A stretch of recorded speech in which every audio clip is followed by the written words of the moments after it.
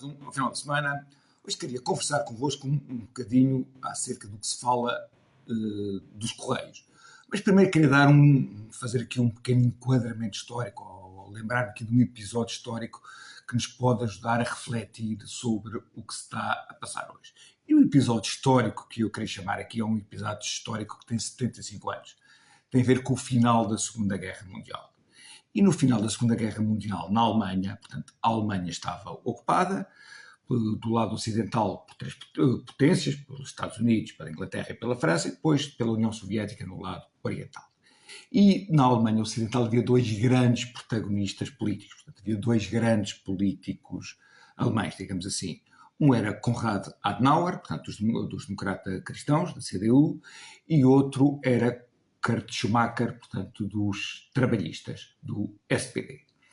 E o que é que Konrad Adenauer fez? Konrad Adenauer tentou ao máximo cooperar com as potências ocupantes. Basicamente, o grau de autonomia da Alemanha era zero, a Alemanha estava completamente arrasada e tinha assinado um acordo de rendição incondicional. Portanto, estava completamente na mão das potências ocupantes.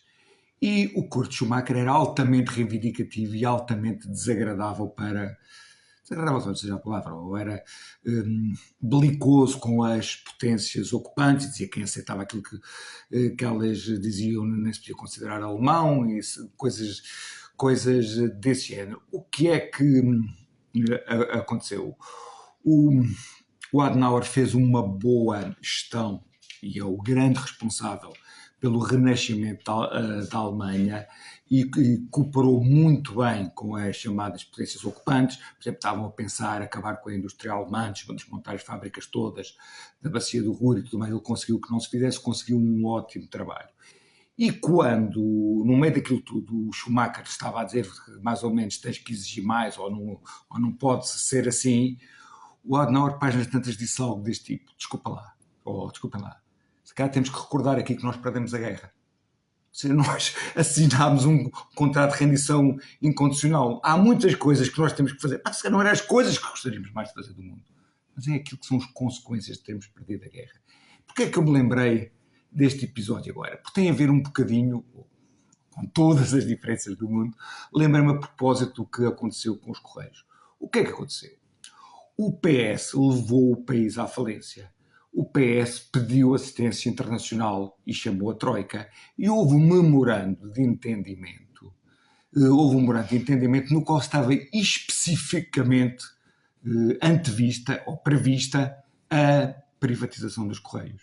E atualmente todo o discurso do PS, por exemplo, o Pedro Nuno Santos vem dizer que o PSD deve pedir desculpa pela desastrosa privatização dos Correios. Portanto, a privatização até correu bem, não foi desastrosa, penso que estavam orçamentados 600 milhões, que Mariana Mortágua dizia que era impossível de conseguir, e conseguiram 900 milhões, portanto foi uma operação que correu bem, foi feita em bolsa com toda a transparência, mas dizer que foi o PSD que deve ser responsabilizado, dá vontade de, como fez Adenauer, perguntar a Pedro Nuno Santos: mas vocês faliram o país, mas vocês chamaram a Troika, não se lembram? É porque tudo o que menos bom pode acontecer é consequência daquilo. Eu penso que já partilhei convosco, faz muita impressão. Alguns tipos completamente... para não ser censurado, não vou dizer palavrões muito fortes, pessoas que são completamente tontos quando põem as coisas menos boas que aconteceram no período da Troika, esquecendo-se que foram consequências de eles terem falido o país. Não foi porque estava deste lado aqui um conjunto de fascínoras que gostavam de ver as pessoas sofrer, mas foi um país falido. Não se lembram? Também ainda queria fazer aqui outra nota, que é assim: os Correios podiam ser privatizados ou não ser privatizados. Eu penso que foi bom terem sido privatizados, isto independentemente de termos tido Troika ou não. Porquê? Na Europa existem as duas